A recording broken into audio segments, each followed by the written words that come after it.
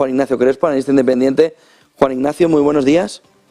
¿Qué tal? Buenos días. Pregunta Octavio Costa en un tuit en las últimas horas si la Fed pudiera estar no solo entregando el dinero a los bancos, sino pidiéndoles que compren Treasury, en un gráfico que ha preparado en el que se ve cómo el despunte de compras de los bancos de Treasury americano es salvaje.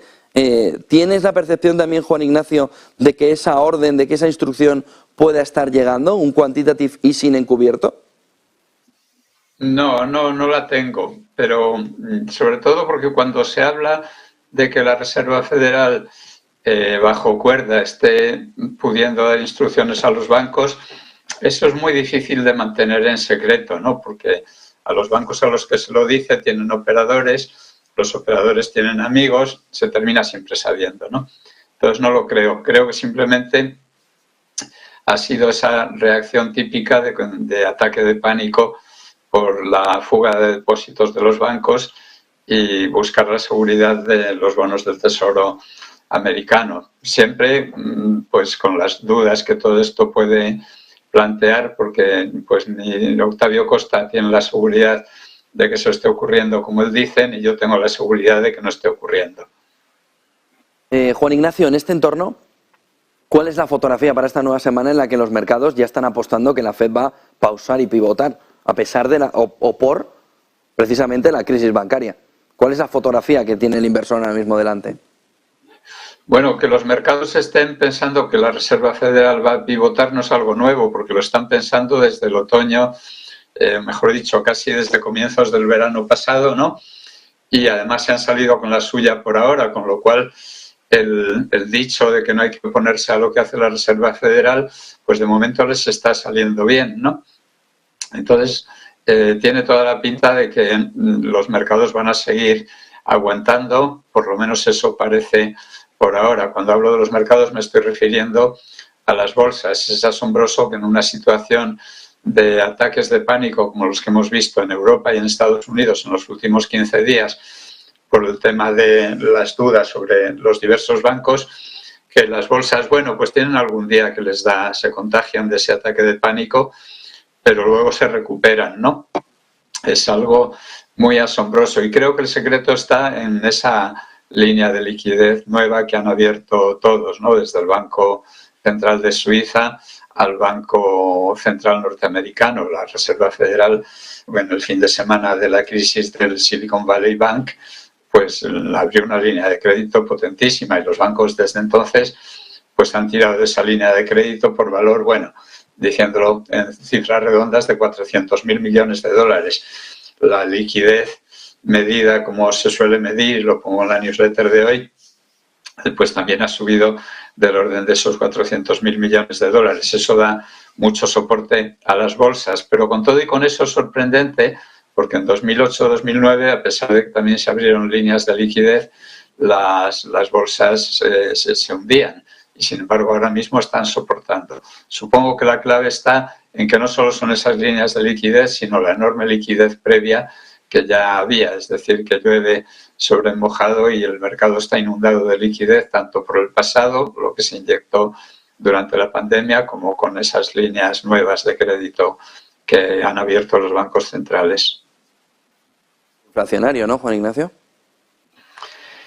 Bueno, es inflacionario toda la parte pasada, la parte nueva no tanto, porque lo normal es que esa liquidez se quede en el circuito de los bancos. De hecho, parte de esa liquidez hemos visto en los últimos días que se iba al repo inverso, es decir, a pasar la noche en la Reserva Federal. A lo mejor en algún momento prácticamente la mitad de ese aumento de liquidez volvía a la Reserva Federal por el repo inverso. Por otra parte, sí hay algo inflacionario, que es que el Tesoro está haciendo pagos y se está quedando con su cuenta general en la Reserva Federal cada vez con menos fondos. Hay que recordar que el Tesoro americano no puede emitir deuda pública este año, prácticamente nada, porque ha llegado al tope de la deuda que puede emitir, y antes de que el Congreso le autorice a un nuevo techo de deuda, un techo más elevado, pues prácticamente se va a ir quedando sin fondos, pero sigue haciendo sus pagos y de manera acelerada,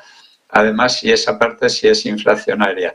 Desde luego, de todas formas, las tensiones de inflación continúan y por eso que la Reserva Federal vaya a pivotar, yo solo lo veo en un escenario completamente catastrófico, que no es el que asume el mercado por ahora. Ignacio, decían que estaban bien capitalizados Signature Bank y Silicon Valley Bank y ya vimos lo que sucedió. Decía también el gobierno y las autoridades de control suizas que Credit Suisse no tenía problemas como habían tenido Silicon Valley Bank y Signature Bank. Y ahora tenemos la fotografía o el eslabón débil visto ahora o puesto en Deutsche Bank, pero vamos a ver si en algún banco más europeo. Por un lado, ha fallado la regulación, como decía Wall Street Journal, y como también intuyó Jerome Powell en la reunión del pasado miércoles, no fue el cambio tan bueno como se esperaba, que parecía que estaba todo solucionado, y sobre todo, estamos en medio del movimiento de contagio a Europa. Bueno, hay que recordar lo que decía Mike Tyson, ¿no? El boxeador, que decía todo el mundo tiene un plan hasta que le dan el primer puñetazo en la boca, ¿no? Pues todos los bancos están bien capitalizados hasta que viene la crisis y entonces se ve quién nadaba sin bañador, ¿no? Pero fundamentalmente es que la normativa bancaria pues está siempre preparada para combatir la última crisis, es decir, toda la normativa bancaria que se puso en marcha a raíz de la gran crisis financiera de 2008-2009, pues servía para combatir esa crisis que ya estaba pasada. Cuando llega una nueva crisis siempre hay muchas características comunes como en la anterior, pero siempre hay características nuevas que hacen que la normativa parezca que no era la adecuada. Eso es un poco como el mito de Sísifo, ¿no? Es un subir y bajar de nuevo con la misma carga, ¿no? Por eso yo creo que los bancos centrales hay que perdonarles que la normativa no esté adecuada para la siguiente crisis porque no son adivinos, aunque con la experiencia histórica ya podrían imaginarse alguna cosa más de lo normal, pero se les puede perdonar por ahí, pero hay que reprocharles toda la carga burocrática que le están metiendo a los bancos, es decir, a los bancos les están haciendo en parte responsables de la lucha contra el cambio climático y haciéndoles responsables de que hagan unos test de estrés muy rigurosos, backtesting, todo lo habido y por haber. Los costes en los que están incurriendo los bancos ahora mismo por todo ese tipo de trabajo burocrático con que les cargan los bancos centrales son espeluznantes por una parte y por otra no sirven para gran cosa porque se ha visto que los test de estrés están muy bien mientras no pasa nada. A mí me parecieron un invento fabuloso en 2009 cuando todo el sistema financiero mundial pendía de un hilo para tranquilizar las cosas, pero simplemente como un quitamiedos, continuar con un quitamiedos en situaciones en las que ya nadie se cree el quitamiedos, pues me parece un error. Muchísimas gracias por acompañarnos esta mañana, Juan Ignacio Crespo, analista económico. Buen día, Juan Ignacio, y buen negocio. Igualmente, gracias. 8:46 de la